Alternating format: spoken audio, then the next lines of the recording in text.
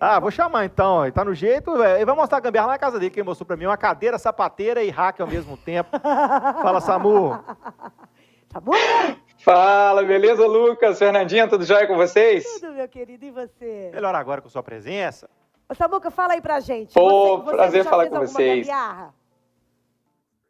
Todas do mundo, todas. O economista sempre trabalha com gambiarra, gente.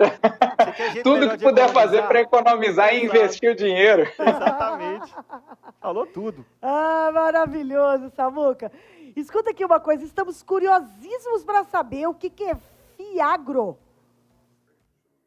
Gente, olha que legal. Eu costumo falar com vocês, né, que assim, o mundo dos investimentos ele é muito bacana porque ele tira dinheiro de quem está com um pouquinho de excesso e leva para o mundo produtivo, né, para que aquele dinheiro possa se tornar na prática produção para as pessoas, né? E agora a gente está com uma modalidade, desde o segundo semestre do ano passado, eu não tinha tido oportunidade ainda de falar com vocês, mas uma nova modalidade de investimento que está voltada para o agronegócio, que é um grande motor da nossa economia nacional, que a gente tem que fomentar e ajudar a crescer cada vez mais, né? O agronegócio brasileiro, gente, ele representa 27,4% da nossa produção toda nacional, do nosso PIB, né? Então, em 2021, mais de 20%, ou seja, duas de cada 10 pessoas trabalham com agronegócio no Brasil, e esse setor está representando mais de 45% das nossas exportações. Então, agora a gente tem uma modalidade de investimento que democratiza o acesso para o investidor pequeno, né? Porque muitas vezes a gente vai pensar assim, pô, vou ter que investir no agro. Se eu quero investir no agro, eu tenho que pagar uma pá de dinheiro, porque eu tenho que comprar uma terra gigantesca, eu tenho que comprar um monte de cabeça de gado e tal, não sei o que lá. Não, gente, hoje em dia é possível fazer isso com menos dinheiro. Então, é possível você aproveitar o movimento da economia e crescer com ele, né?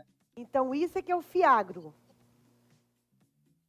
Isso aí, Fernandinha. Lembra do negócio sem precisar ter terrenos e fazendas, não sei quantos alqueires e cabeças de gados, e é isso.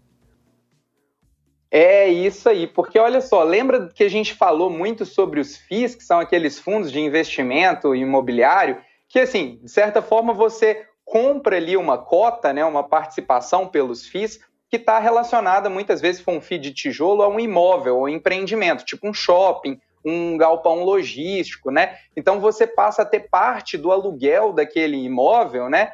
Caindo na sua conta todos os meses. Então isso facilitou muito, porque antes, assim, você quer ter um aluguel, você precisava, sei lá, desembolsar 150, 200, 300 mil reais para comprar um imóvel e ter o aluguel de um imóvel. Hoje, com 100 reais, com cento e poucos reais, você já consegue ter participação no aluguel daquele empreendimento, que às vezes é um empreendimento que tem uma rentabilidade até muito maior do que seria um apartamento normal. E esse processo ele democratizou o acesso, né, a esse tipo de investimento. Então, usando a mesma estrutura desses fundos imobiliários, o pessoal quis ampliar isso também para o setor agropecuário, né, do agronegócio em geral. Então, assim, você hoje, agora, por meio dos fiagros, você pode ter, por exemplo, uma parcela numa terra que é feita, que é utilizada para a produção de café, para a produção de carne, seja bovino, seja frango, seja café, açúcar, enfim. Então, você passa a estar, né, a ter a possibilidade de contratar uma cota de um desses grandes produtos ou grandes empreendimentos, sabe? E existem alguns diferentes tipos de fiagro. É bom a gente entender os diferentes tipos, porque eles respondem a diferentes perfis de pessoas, tá? Então, assim, eu tenho um perfil de fiagro que é FDIC, tá? Esse perfil de fiagro, ele é mais voltado para recebíveis. Então, o que é recebíveis? Vamos pensar o seguinte, você tem uma fazenda, tá? E aí você quer investir ali naquele empreendimento e tal. Quando você tem uma fazenda, você vai precisar fazer uma plantação, por exemplo. E aí, essa plantação, quando você se organiza e estrutura ela, olha só, você vai precisar de uma grana gigantesca para poder montar todo aquele processo. E aí, muitas vezes, você precisa antecipar os recebíveis futuros. Então, você vai fazer ali uma plantação de café. Vai demorar alguns anos, algum período de tempo para você ter de volta aquele recurso, aquele dinheiro. Então, você vende uma parte da sua produção futura como garantia, né, de poder receber dinheiro de forma antecipada e ajudar no seu processo de plantio. Então, como garantia, você oferece ali esse percentual dos seus recebíveis futuros e consegue uma taxa de juros menor. É tipo um colateral, sabe, gente? Tipo assim, eu estou devendo muito dinheiro, eu pego meu carro e coloco como garantia, então consigo uma taxa de juros mais baixa.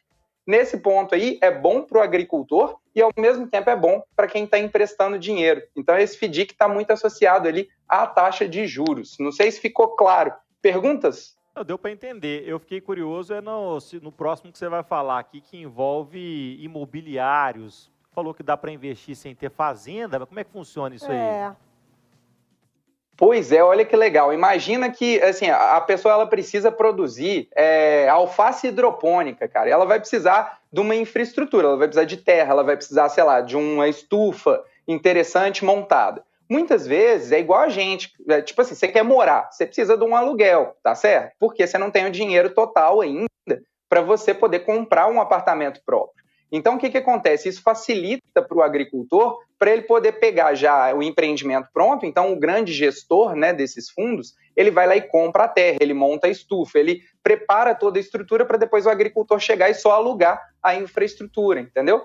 Então, você está comprando uma parcela daquele imóvel, de certa forma, né, que está vinculado ali ao FIAGRO-FI, e aí você recebe uma parte, né, da rentabilidade daquela pessoa e mais um aluguel mensal. Então, você consegue ali auferir renda e, ao mesmo tempo, ajudar o produtor para que ele consiga, no lugar de ter que comprar um empreendimento, ele poder só alugar e já começar a sua produção mais rápido. Olha que legal. Você estaria apostando, né? Estaria apostando na fazenda daquele indivíduo. Você tá um pedaço daquele empreendimento ali é seu, ele faz a produção dele e aí depois o que der negócio ali, junto com o aluguel, você tem um retorno, né? Exato, porque olha só, Lucas, o que é interessante dessa modalidade de negócio é porque muitas vezes os aluguéis desses empreendimentos imobiliários eles estão relacionados à produtividade, entendeu? Então, tipo assim, você ganha um percentual fixo, provavelmente, né, que vai ser como se fosse o aluguel mesmo, que é um custo fixo, mas a produção do cara, muitas vezes, se ela for muito maior do que aquilo que se estimava e tal, você acaba também conseguindo um percentualzinho daquilo. Então, tem ainda um outro fator, né? Você pensa o seguinte, a população está crescendo, cada vez mais a gente tem demanda de alimento. Então, terra é uma coisa que os nossos pais, os nossos avós, né, sempre falavam, tipo, você investir em terra, você não erra, né? Então, assim, esse processo é uma forma de você investir em terra sem gastar muito dinheiro e, ao mesmo tempo, terras que são muito valorizadas porque são associadas aí a uma alta produtividade. Então, quando você tem ali um valor de uma inflação muito grande, por exemplo, que é o que a gente está passando agora, acaba que essa inflação é repassada por valor dos alimentos. Então, você acaba se protegendo, de certa forma, da inflação, porque a produtividade do setor agropecuário está muito relacionada aí a esses fatores. Então, você consegue repassar preço para a população, né? Então, você consegue se proteger da inflação e, ao mesmo tempo, ter um crescimento patrimonial ao longo do tempo e, com tudo isso, investindo muito pouco dinheiro, né? Agora, Samuel, esse investimento é só para grandes produtores ou você pode investir também em pequenos produtores, em agricultura familiar, por exemplo? Fernandinha, o que acontece? Esses fundos de investimento, eles que vão organizar para onde que esse dinheiro vai. Mas quanto mais dinheiro se capta por meio desse tipo de lançamento, mais fácil é você disponibilizar recursos para o menor produtor. Porque antes, o que acontecia? Quem tinha acesso efetivamente a esses recebíveis, né, de investimento, digamos assim, o pessoal era normalmente só grande produtor. Então, assim, a taxa de juros para um pequeno produtor era muito elevada, é muito mais alta do que para os grandes produtores. À medida que você faz investimentos nesse tipo de produto, esse tipo de produto ele visa puxar o investimento. Então, ele tenta pegar dinheiro de quem é pequeno investidor, a gente chama de investidor sardinha, investidor piaba, né? São as pequenas pessoas, e ao mesmo tempo ele coleta todo esse dinheiro e consegue repassar também para os produtores, não só o grande, mas o médio e o pequeno também passa a ter acesso e possibilidade de acessar esses recursos, esses investimentos, esses empreendimentos, né? Então, quando a gente investe, a gente fomenta o setor produtivo. E isso é muito bacana, né? Tudo de bom, Samuca. Mais alguma coisa? Nosso tempo está se esgotando? Tem pô, olha que legal, esse investimento, a rentabilidade dele é isenta de imposto de renda. Então, você pode ficar na faixa, pode ficar tranquilo, que o dinheiro que cair na sua conta está livre do imposto de renda. Então, isso é muito legal. E é exatamente para fomentar, né, o crescimento do agronegócio. E também, Fernandinha, tem um outro tipo, uma outra modalidade de FII, que é o FIP, tá? O FIAGRO-FIP, que ele é de participações em empresas. Então, a gente falou de dois tipos, né? Um que é mais voltado para... Parece um pouco, né? Ou é vinculado um pouco com a renda fixa. Não é renda fixa, tá? Não é renda fixa, mas é mais vinculado na renda fixa, que é o FDIC. Ele vai parecer ali, de certa forma, um pouco com a rentabilidade da Selic, muitas vezes. Você tem o FIAGRO-FI, que é de imóvel, e você tem o FIAGRO-FIP, que é para participações em empresas, né? Então, ele compra participações societárias de empresas e tenta ajudar, fomentar e fazer com que essas empresas se desenvolvam, tenham uma governança melhor, cresçam, e aí você consiga rentabilidade ao longo do tempo por meio do crescimento dessas empresas.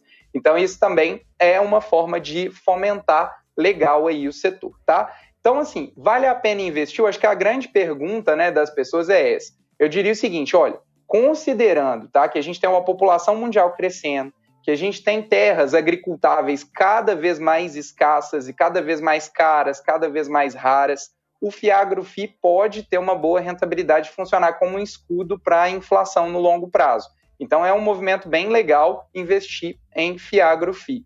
Ao mesmo tempo, com as altas de juros que a gente está vivendo agora, o FDIC pode também ser uma forma interessante de investimento.